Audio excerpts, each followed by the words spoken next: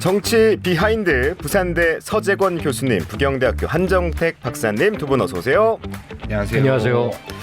자, VIP에게 임성근 얘기를 하겠다. 해병대 최상병 사망 사건 관련해 임성근 전 사단장에 대한 이 구명 로비 의혹이 불거졌습니다. 도이치모터스 주가 조작 공범 이종호 씨의 녹취가 공개됐는데 파장이 만만치 않을 것 같습니다. 서 교수님 어떻게 보셨습니까? 뭐 도이치모터스 사건이 소환돼 가지고 이제 여론이 많이 들끓고 있는 것 같은데요. 근데 크게 보게 되면 그 반응은 두 가지 거예요. 이제 한편에서는 역시나 이런 식으로 받아들일 수도 있겠고, 네. 다른 한편에서는 뭐 공수처 수사 결과 좀 지켜보자 정도의 반응 정도 아닐까라고 생각하거든요. 뭐 내용을 보게 되면 이종호 씨도 스스로 또 허세라고 그렇게 얘기를 해놓은 상태고, 그러니까 조금 좀 시간을 보고 나서 지켜봐야 될 것 같고요. 네. 뭐 당분간 지금 예전에 워낙 그 나왔던 얘기들이 많기 때문에 크게 무슨 뭐 더 많은 급격한 어떤 상황이 진전되거나 뭐 여론이 막 확 바뀌거나 저는 그럴 것 같지는 않습니다. 예. 한 박사님은요? 뭐 최상병 그 사망 사건이나 이 특검이 현 정부의 총체적인 난국을 가장 극명하게 보여준 블랙홀이 될 것 같다라는 느낌이고요. 물론 뭐 도이치모터스 주가 조작 사건의 주범인 이종호의 허세나 립서비스일 수도 있어서 서 교수님 말씀하신 것처럼 적극적인 수사가 필요할 것 같고요. 다만 그 이종호의 멘트를 들어보면 임성근이를 별 3개 달아주기로 하지 않았느냐. 향후 해병대 사령관을 사성 장군 하겠다. 네, 뭐 이런 얘기가 나왔죠. 등의 윤석열 대통령의 대선 공약과 일치하는 부분도 있어서 일견 신빙성이 있다라고 받아들이는 사람들도 있더라고요. 앞으로 이제 향후에 거대 야당이 최상병 관련 특검을 윤 대통령이 받아들일 때까지 지속적으로 추진할 것으로 보여가지고 관심을 좀 가지고 지켜봐야 될 것 같습니다. 네, 지켜봐야겠다 할 것 같다. 이 두 분의 공통적인 의견은 있는 것 같고요. 의혹은 갈수록 커져가는데 대통령이 거부권으로 막을 수 있을까? 그렇다고 이제 와서 특검을 받기도 좀 애매하고, 그렇죠. 윤 대통령도 뭔가 난처할 것 같습니다. 서 교수님 어떻게 보십니까? 저는 별로 난처할 것 같지 않아요. 그러면 즐길 것 같진 않잖아요. 안 난처하다. 왜 그러냐면 지금 이러한 상황들, 그러니까 물론 저 그 이종호 씨 사건 같은 경우에 뭐 돌발 사태로 좀 나타난 그런 양상이잖아요. 네. 근데 지금 돌아가는 모든 그 큰 맥락들은 국회 상임위 그 위원장 선임서부터 이미 예견된 거였기 때문에 대통령실이나 뭐 국민의힘 입장에서 이게 무슨 뭐 그 크게 달라졌다고 생각할 거는 없을 거라고 생각합니다. 그래서 뭐 대통령의 특검 입장이라든지 뭐 이런 거에 큰 영향을 미치지 않을 거니까 제 생각에는 역시 변함없이 예, 그냥 대통령실은 지금 상태로 갈 것 같아요. 예. 한 박사님은 어떻게 보세요? 그러니까 끝까지 계속해서 버티겠다라는 거죠. 거부권 계속 행사하고. 물론 저 변수는 좀 있을 거예요. 변수는 아무래도 국민의힘 전당대회 그렇죠. 결과가 이제 변수가 될 텐데 전당대회. 그 전까지는 뭐 아마 그냥 쭉 나갈 버틴다. 겁니다. 네네. 제 생각에는 뭐 윤석열 대통령 입장에서는 진퇴양난이라는 사자성어가 그대로 적합하게 들어맞는 타이밍인 것 같고요. 윤석열 대통령 뭐 아시다시피 임기 2년 동안 이번까지 15회 거부권을 행사했습니다. 특히 이번 최상병 특검 관련해서는 해외 출장 중에 하와이에서 전자서명으로 거부권을 행사한 거잖아요. 네. 귀국 후에 거부권을 행사해도 되는데 해외에서 한 것을 왜 그랬을까라고 본다면 돌아와서 했을 때 최상병 사망일에 즈음해서 거부권을 행사하게 됐을 때 갖는 그 부담감, 그다음에 국민적 거부감 때문에 그런 것 같다라는 느낌이고요. 네. 갈수록 최상병 특검안이 세지고 있죠. 다시 이제 발의될 때마다. 대통령도 언제까지나 거부권으로 버틸 수도 없을 거고, 그렇다고 해서 뭐 현재의 여소야대 상황이 변화할 기미도 없고, 또한 여기저기서 최상병 사건 관련 제보나 조사 결과들이 속속들이 나오고 있어서 윤 대통령 입장에서는 진퇴양난일 수밖에 없다라고 생각하고, 최상병 특검이 향후 윤석열 행정부를 비롯한 국가 전체의 변동성에 가장 큰 요인으로 작용할 가능성도 여전하다라고 생각합니다. 근데 첨언한다면 저는 양난이라고 양난이라고 생각조차도 안 할 것 진퇴는 같다. 맞습니까? 예, 양난을 하고 생각. 예, 거기에 대해서 생각을 안 할 것 같아요. 어차피 버티기니까. 예. 네. 자, 뭐 비슷한 질문이긴 한데 다시 국회로 이제 특검법이 돌아왔죠. 네. 여당에서 이탈표가 나와야 하는데 이건 또 쉽지 않아 보여요. 8석 이제 표가 나와야 되는데 그럼 최상병 특검법의 향방은 계속 쳇바퀴 돌듯이 계속 이렇게 돌아갈까요? 아마 아까도 말씀드렸지만은 국민의힘 전당대회 결과가 어떻게 나오냐에 따라서 달라질 텐데 네. 그 전까지는 뭐 그래도 사이클 자체는 그 뭐 이렇게 멀지 않기 때문에 긴 기간이 아니기 때문에 한 번 나오겠지만 만약에 전당대회에서 그 대통령 친윤에 가까운 사람이 네. 들어선다 대표로 그렇게 되면은 계속 반복 게임이 될 거라고 저는 생각을 합니다. 예. 한 박사님은요? 저도 계속 반복될 것 같아요. 뭐 일단 여당 쪽에서는 찬성하는 사람이 한 8명 정도 돼야 이게 뭐 제적위원 과반수 출석에 출석위원 3분의 2가 찬성하면 제의가 될 텐데 여당 쪽에서는 뭐 지금 확실한 의원은 안철수 의원밖에 없을 것 같고요. 여당에서는 총동원해가지고 제의를 막으려고 할 것이고 네. 여소야대 22대 국회에서는 야당 주도로 계속해서 최상병 특검을 법안을 계속 조금씩 수정해가지고 일사부재이 때문에 똑같은 법안을 못하니까 계속 조금씩 수정하면서 계속 강하게 해서 계속 발의하고 대통령은 끝까지 계속 거부권으로 행사할 것으로 예상됩니다. 다만 네. 앞서 서 교수님 예상하신 것처럼 국민의힘 전당대회를 기점으로 해서 의원들 중에 자신이 대놓고 지지한 후보자가 당대표가 되지 못했을 때 이탈표가 나올 가능성도 있고 네. 그 타이밍을 잘 맞춰서 야당이 또다시 최상병 특검을 발의한다면 통과될 가능성도 없다라고 말할 수는 없을 것 같습니다. 네. 자, 의혹이 계속 부풀어 오릅니다. 제대로 해소가 안 되다가 예상치 못한 곳에서 터지면 최악인데 상당히 위태로운 상황이 아닌가 싶고요. 계속 두 분이 말씀하신 것처럼 이 국민의힘 당대표 레이스가 한창이잖아요. 네. 여기서도 영부인 논란이 빠지지 않아요. 이른바 익심 논란. 이게 읽고 씹어버렸다. 답장을 하지 않았다. 이 뜻인데 그리고 이어진 문자 원문이 공개됐는데 그런데 제가 궁금한 건 이게 왜 이렇게까지 쟁점이 되는지 의아하거든요. 두 분은 문자 파동 어떻게 보셨는지요? 서 교수님. 저는 그 문자 파동 보고 나서 참 이번 그 국민의힘 당 대표 네. 선거가 참 쟁점이 없구나. 그러니까 할 얘기가 많이 없구나라는 그런 생각을 많이 했어요. 몇 가지 면에서 이제 어처구니가 좀 없게 느껴졌던 건 뭐냐면 네.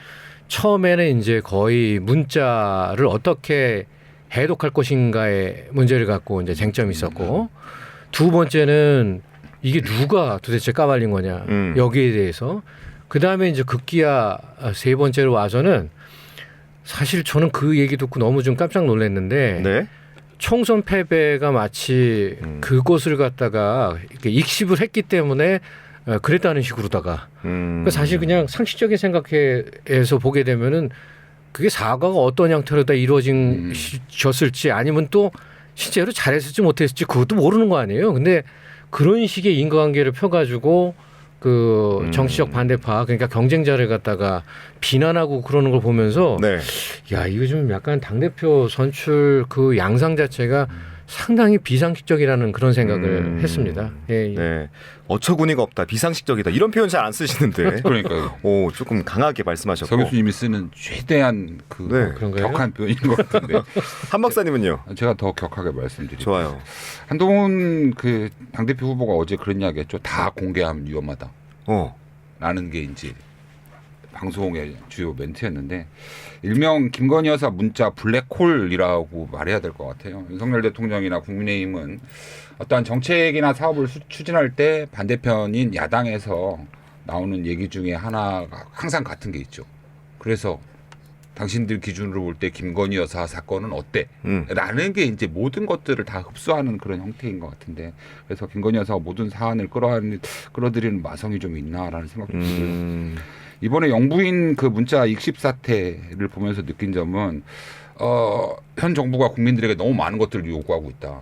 현 정부가 네. 국민들에게 너무 네, 많은 네, 걸 너무 요구한다. 많은 걸 요구한다. 바이든 날리면 때 그렇죠. 그때 듣기 평가하더니 이번에는 이제 문해력 문장에 담겨 있는 뉘앙스까지 디테일하게 살펴봐야 된다. 네. 라는 걸 강요하고 있다라는 느낌이고요. 텔레그램으로 보냈다고 하죠. 보안성 때문에 그런 것 같은데 영부인과 야당 비대위원장 간의 사적인 대화가 하나둘씩 오픈되고 있다라는 느낌이고요. 현재 공개된 5차례 김건희 여사가 한동훈 후보에게 보낸 문자 원문을 보고 느낀 전체적인 제 느낌은 그렇습니다. 제가 그 5개를 다 종합해 보면 네. 좀 시간이 걸릴 수도 있습니다. 뭐 이런 느낌이죠. 위원장님 잘 지내시나요? 네. 선거하기 힘들지요. 네. 우리 V라고 써 있으니까 맞아요. 요새 우리 V랑 소원해진 것 같은데 전화라도 한번 하시지 그래요 뭐 이런 거. 내가 받은 자그마한 파우치 하나 때문에 사과하려고 한다면 하겠습니다. 근데 내가 지난번에 대선 전에도 학력 좀 잘못 기재했다고 하도 난리여서 그것 때문에 사과 한번 해보니까 뭐 별로 효과도 없고 지지율도 떨어진다. 네, 뭐 이런 심지어 얘기들. 뭐 그 사진에 나온 것처럼 우리 집 강아지도 사과 안 받더라. 오히려 내가 사과했더니 여기저기서 들깨처럼 막 물고 뜯고 달라들더라. 심지어 뭐 앙투아네트라도 도 하더라. 그럼에도 불구하고 한동훈 위원장 당신이 꼭 굳이 꼭 그래도 어쩔 수 없이 사과하라고 하면 할게 이런 느낌이거든요. 제대로 표현됐나 모르겠습니다만. 네. 결국 김건희 여사 문자 사태, 한동훈 후보의 익십 사태는 현 윤석열 대통령의 심기를 건드린 한동훈 전 대표가 전당대회를 통해서 여당 대표가 되는 것을 어떻게 하면 막아볼까라는 그렇게 방안 보시는군요. 중에 하나로 등장했다라고밖에 안 보입니다. 자, 일단 국민의힘 당대표가 누가 되냐에 따라서 좀 바뀔 것 같긴 한데 당권의 향방 어떤 영향을 미칠까요? 저는 뭐 그렇게 별 영향이 없든지 그 다음에 이제 이 이벤트를 갖고 그 한동훈 전 대표를 갖다가 비방하거나 비판했던 쪽이 아마 손해를 볼 겁니다. 손해를 볼 거다. 한 박사님은요? 저도 그렇게 생각합니다. 동의합니까? 당권의 향방에는 영향 없을 것 같고 영향은 없고. 어대한일 것 같고 뭐 극단적으로 이야기하면 오히려 한동훈에 대한 지지를 강화할 것으로 보여집니다. 다만 그 문자건으로 뭐 상처받는 나머지 후보들이 있을 것 같아요. 뭐 국회의원 선거도 떨어져, 당 대표도 떨어져, 뭐 다중인격자 취급받고 뭐 이런 사람들 되게 상처가 클 것 같고 그럼에도 불구하고 한 가지 잊지 말아야 할 사실은 누가 누가 당 대표가 되더라도 아직 윤석열 대통령의 임기가 3년이 남았고. 뭐 지난 방송에 이야기한 것처럼 잘 되게는 못해도 못 되게는 충분히 할 수 있는 능력이 있다는 것을 명심해야 될 것 같습니다. 네. 자, 이번에 민주당 얘기로 넘어갑니다. 민주당도 내달 전당대회를 열죠. 이재명 전 대표, 이제는 당대표 후보입니다. 결국 연임 도전에 나섰는데 개인적으로 정치적 평가가 가장 높을 때 잠깐 사라졌다가 새로 정비하고 나타나는 것이 정치적으로 도움이 된다는 것을 알고 있다. 하지만 정치적 이익보다 작금의 위기 상황을 외면할 수 없다. 책임을 회피하기 어려워 연임에 도전한다. 이렇게 밝혔습니다. 출마의 변 어떻게 보셨습니까, 한 박사님? 그러니까 저희의 바람과는 달리 이재명 의원이 당대표 연임을 위해서 출마를 선언했습니다. 그래서 어제 이제 선언문 발표하면서 먹사니즘, 먹고 사는 문제가 유일한 이데올로기다라고 표현했죠. 뭐 핑계 없는 무덤 없고 이유 없는 출마 없지만 작금의 현실이 민생이 파탄나고 경제 상황은 악화되고 이 위기를 타개하기 위해서 어쩔 수 없이 당원들의 뜻에 따라서 연임 도전에 나섰다라는 의미로 파악되는데요. 네. 이런 것들이 지금 반대편에서 이야기하고 있는 것처럼 이재명 전 대표의 사법 리스크를 방어하기 위한 기제로 사용된다라는 모습이 안 보이려면 어제 출마의 변에서 이야기한 것처럼 먹사니즘에 대한 세부적인 정책이나 이런 것들을 내세워줬으면 좋겠다라는 바람입니다. 교수님? 예, 어제 뭐 매스컴에 보이는 그 이 대표의 모습은 또 매스컴에서 평가했듯이 이건 거의 뭐 당 대표 출마가 아니라 대선 출마에 준하는 그런 내용을 담고 있다고 합니다.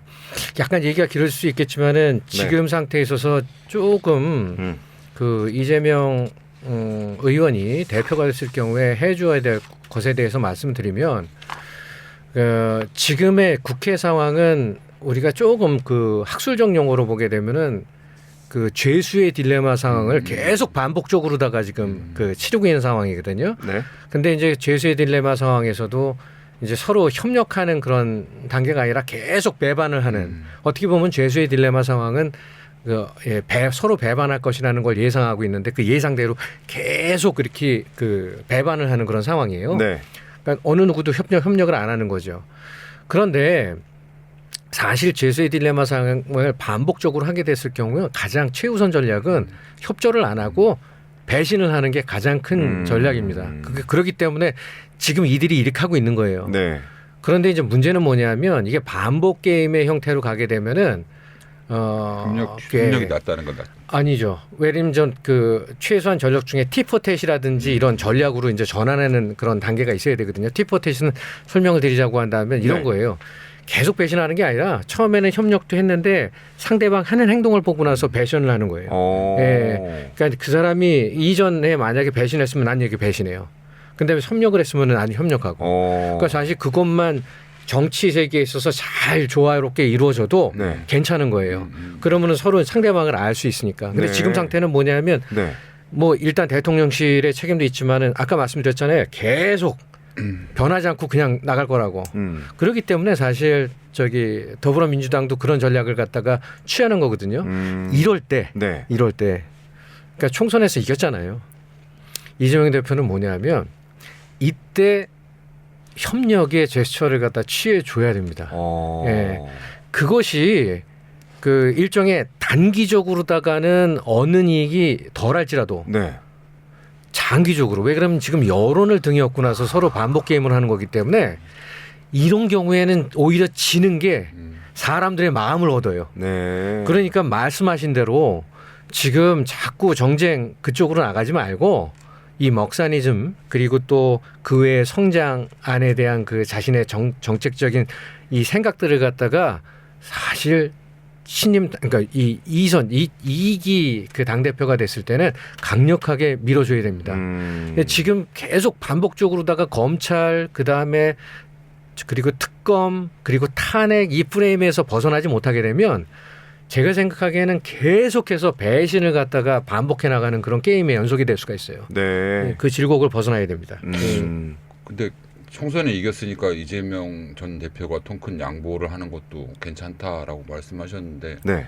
0.7%로 대선 이기고 양보를 안 해가지고 계속 이랬다라고 말하면 어떻게 설명할 거예요? 아, 그거는 단순 양보가 아니에요. 그 양보라고 한다는 건 뭐냐면 뭔가를 갖다가 다 주는 걸 얘기하잖아요. 제가 얘기하는 건 뭐냐면 정쟁은 정쟁대로 민생은 민생대로 할 수 있어요. 근데 네. 문제는 뭐냐면 지금 상황은 정쟁이 너무 함몰돼 있고 네. 그 정쟁이 매스컴에서 계속 퍼나르고 있기 때문에 도대체 국회가 뭐 하고 있는지 잘 몰라요.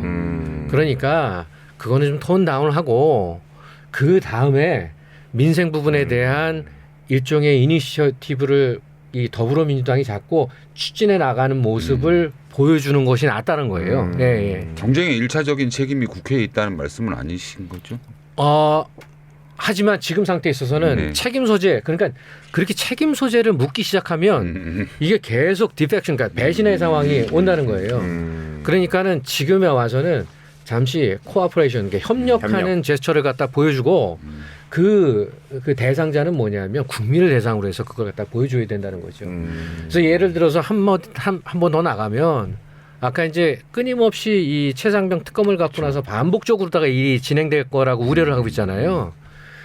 제 생각에는 이재명 대표가 이런 제스처, 그러니까 사실 이재명 대표가 직접 한다기보다는 민주당 당론이 그렇게 되겠죠. 공수처 수사 더 늘어지는 게 걱정이에요. 자꾸 늘어지는 게. 네.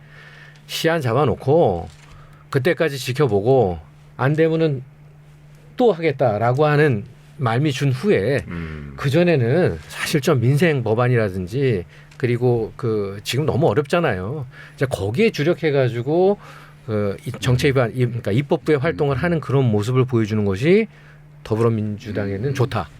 이렇게 생각합니다. 예. 한 박사님 뭐 따로 하고 싶은 말씀 있으십니까? 아니 뭐 생각이 좀 입장이 다르신 것 같아서. 네. 근데 저는 뭐 일단 대통령이나 여당이 양보할 의지가 없는 상태에서 민주당의 변화만 요구하시는 입장은 아닐 것 같고 오히려 그냥 민주당이 좀 더 그 이니셔티브를 가지고 가면 어떻겠냐라는 제안이라면 뭐 받아들일 수 있을 것 같고요. 네. 좀 더 많이 가진 사람이 그런 협력의 가능성을 비춰줘야 되는데 아직까지 대통령이나 정부 여당이 그런 입장은 보이고 있지 않아서 그게 좀 아쉬울 따름입니다. 아쉽다. 또 이전 대표가 민주당이 추진 중인 이 검사 탄핵에 대해서도 당위성을 강조했습니다. 검찰의 반발을 두고 국회 겁박 또 내란 시도 이런 강한 발언을 했는데 이 발언에 대해서 어떻게 보십니까, 한 박사님? 좀 살살 이야기해줬으면 좋겠는데 뭐 그 말 이재명 전 대표가 한 말에 대해서 불만은 없는데요. 표현이 너무 좀 세지 않나라는 느낌이고 일단 뭐 대통령제라는 게 이제 권력의 견제와 균형을 맞춰서 진행이 돼야 되는데 실은 검사는 행정부에 속해 있는 법무부에 속해 있는 검찰청에 속해 있는 공무원이거든요. 네. 근데 국회가 입법부인 국회가 행정부를 견제한다는 의미에서 검사 탄핵도 뭐 위법 사항은 아니고 현행헌법에 규정되어 있는 만큼 직무수행과 관련해서 헌법과 법률을 위반한 사실이 명확할 때 추진하는 것이 옳다라고 보여집니다. 그래서 그 확실하게 어떤 직무수행 과정에서 어떠한 법률이나 어떠한 헌법에 배치되느냐라는 것들이 확정된 다음에 이것들을 추진하는 것은 꼭 뭐 나쁘지만은 않은 방법이라고 생각을 하는데요. 다만 상대방에서 이야기하고 있는 것처럼 이재명 전 대표의 방탄을 위한 검사 탄핵이라는 네. 일부 보수 언론의 주장에 동조하는 시민들도 많을 수 있다라는 점을 상기한다면 우리가 왜 이 검사를 탄핵하려고 하는데 어떠한 법률, 어떠한 헌법에 위반됐기 때문에 이럴 수밖에 없었다라는 식으로 해야지 네. 그거를 잘 포장하고 명쾌하게 규명하는 것도 중요한 문제일 것 같습니다. 교수님. 아마 같은 맥락이겠는데 최근 근자에 있었던 그런 그 선고 결과 있잖아요. 이화영 부지사라든지 이런 그런 것들이 조금 제가 생각하기에는 부족하다. 근거가 아마 그런 한 박사님이 맥락에서. 그 맥락에서 말씀하셨을 거예요. 근데 여하간 네. 뭐 국회가 할 수 있는 어떤 조치, 권한을 갖다 이용해서 국회 나름대로 하는 거죠. 다만 한 가지 이게 이제 지난 시간에 제가 이제 조금 상임위원장 배분 문제에 있어서 좀 염려했던 부분 중에 하나인데 네. 지금은 이 탄핵안 소추가 국회 내부에서 단일한 목소리를 낼 수 없고 이건 또 이 파열음이 예상이 되잖아요. 근데 법사위원장이 지금 정청래 의원이에요. 의원. 네. 이 양반 그냥 또 어떻게 해서 탄핵 소추안 또 본회의 회부시킬 거 아니에요. 그리고 거야죠. 거야 이거 분명히 과반해가지고 통과시킬 거란 말이에요. 그럼 헌법재판소 가겠죠. 그럼 거기서 이제 심의를 본다는 거예요. 네. 그런데 한 박사님도 걱정하는 게 뭐냐면 조금 그런 게 소명이 확 돼가지고 소명이 명확하게 돼가지고 국민의힘 의원들도 이제 꼼짝 못하게 좀 수긍이 되게끔 이렇게 돼야지 절차적으로 맞는 건데 아직 그런 상태가 된 게 아니잖아요. 그러니까 실제로 수기가 이렇게 완전히 익어가지고 그것이 탄핵소추안이 그 헌법재판소까지 전달이 되는 게 아니라 너무 지금 급속하게 이렇게 이루어지고 있어요. 그 나중에 만약에 헌법재판소 분명히 가게 될 것 같은데 네. 거기 가가지고 만약에 인용 안 되면 어떻게 할 거예요? 그럼? 그러니까 그런 것들이 제가 뭐 더불어민주당을 갖다가 걱정해서 그런 게 아니라 걱정 좀 하세요. 걱정이 아니라 아니 제도가 이렇게 그 민주적 제도가 이렇게 운영이 되는 그런 어떤 절차적인 것들이 이렇게 상식적이어야 되잖아요. 근데 그 비상식적으로 흘러가게 되면 그 역풍을 맞는다고요. 예. 어디 뭐 지금 상식적인 게 있나요? 뭔들?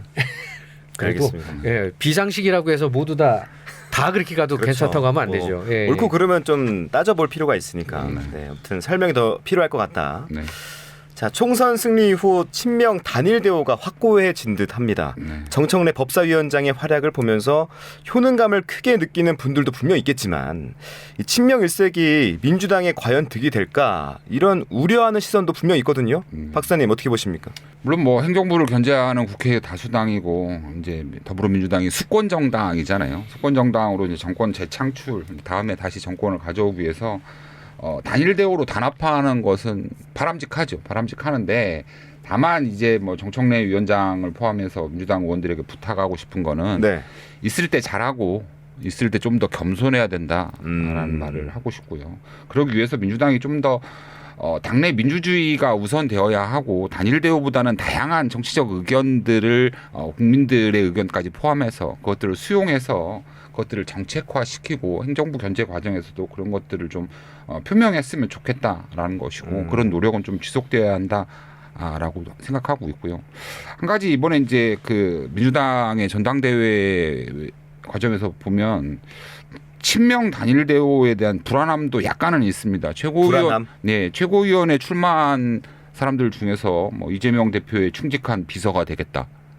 뭐라고 밝힌 사람도 있고 뭐 죽을 때까지 이재명을 수호하겠다 이런 사람들까지 있는 거 보면 이게 과연 당내 견제와 균형을 통해서 당내 민주주의를 구현하는 그 정당의 대표자 중에 한 명이 되겠다라는 최고위원 후보자가 할 수 있는 말인가라는 느낌도 있고요. 아무튼 좀 더불어민주당이 이번 전당대회 과정에서 당내 민주화와 다양한 의견들이 표시될 수 있었으면 좋겠다라고 생각합니다. 네, 교수님. 뭐 덧붙이나 마나 안 좋죠. 그냥 뭐 한 박사님 말씀에 전적으로 동감하고요. 그러니까 근데 문제는 뭐냐면 지금 친명 일색이 해소될 가능성은 당분간 없다.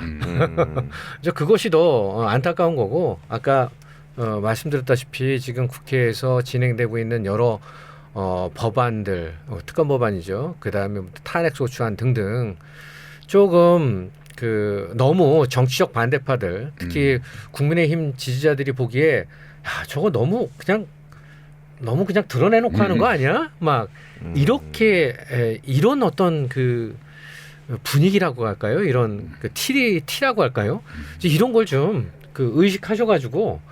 그러지 않았으면 좀 좋겠다. 네, 뭐 그 정도로 말씀드리겠습니다. 네, 그럼 교수님 비명 그룹은 완전히 힘을 잃은 걸지 왜 이렇게 잠잠한가 싶거든요. 김두관 의원이 이제 구심점 역할을 할 수 있을까라는 질문도 드려보고 싶습니다. 지금은 힘들겠죠. 지금은 힘들다. 네, 지금 힘들고 이제 사법 리스크가 이게 어떻게 그 진짜 가시화되느냐에 따라서 아마 그러니까 없어진 게 아니라. 지금 가만히 있는 거죠. 가만히 있고 지금은 나서봐야 먼저 나서가야 전선에서 총 먼저 맞는 거하고 똑같은 거니까 가만히 있고 그러다가 사법 리스크가 조금 이제 부상이 되고 그러면 아마 슬슬 목소리를 내기 시작할 거다. 저는 그렇게 예상을 합니다. 사법 리스크가 부상이 돼야 그제서야 이제 좀 더 목소리가 나올 것 같다. 네, 지금은 내봐야. 박사님은요? 비명그룹은 지금 현재는 완전 그 표면상으로만 보면 힘을 잃었다라고 보여집니다. 근데 그렇다고 감히 말할 수 없는 게 그냥 물 위에 있는 거는 친명 단일 대우고 물 밑에 있는 오리발 막 움직이는 것처럼 물 밑에는 다양한 의견들이 존재하고 있을 거라고 생각하고 서 교수님 말씀하신 것처럼 당대표 혹시나 이재명 대표가 된다라고 한다면 당대표의 사법 리스크 또한 뭐 이런 사법 리스크에 대한 선고가 빠르면 올 가을 안에 나올 것 같다라고 하는데 그때가 되면 이 오리발이 위로 나올 수도 있다. 라고 생각이 듭니다. 뒤집어져요. 뭐 뒤집어지기까지는 뒤집어졌어. 나올 거다. 그런 이야기는 안 했습니다. 뒤집어진다고 안 했어요. 물 밖으로 나올 수 있다. 살짝 발을 꺼낼 수 있다라는 거죠. 자, 오늘은 여기까지 듣겠습니다. 정치 비하인드 부경대 한정택 박사님, 부산대 서재건 교수님 두 분 귀한 말씀 고맙습니다. 수고하셨습니다.